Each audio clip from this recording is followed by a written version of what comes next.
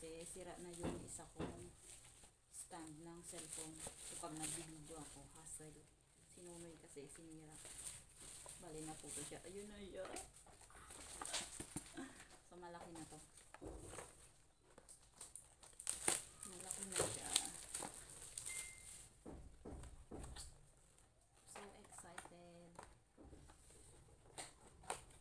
Ayun. May bag pa siya. Oh, diba? Ba't nasa labas to? Sa labas. Ayun. Yay! Malaki niya. I love it. I love it. As in, malaki na siya talaga. Nakatulong talaga. Ito sa aking pagbablog. Ito yung luma ko, maliit lang siya. Pang selfie lang talaga siya. Ito pang vlog to. So, meron din siyang remote.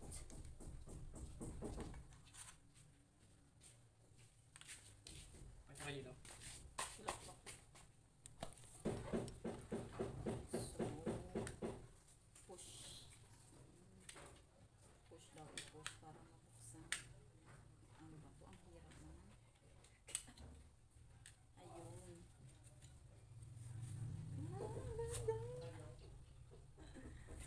Oh, ha, tapos mataas siya. Oh my gosh! Ang ganda. Finally. Finally. So, ayan lang, share ko lang. Bye. So, sale kasi to, kaya binili ko na. Tapos, ginamit ko din yung mga voucher ko at saka yung aking discount sa store nila. Kaya medyo napamura tayo ng konti.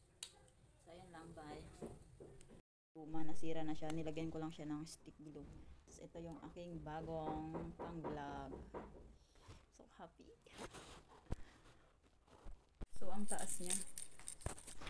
Ang taas niya. Pwede pa siya pataasan. Pero, okay na yan. Nasa 2 layers pa yung pwedeng hilain para tumaas siya. See? See that? See that?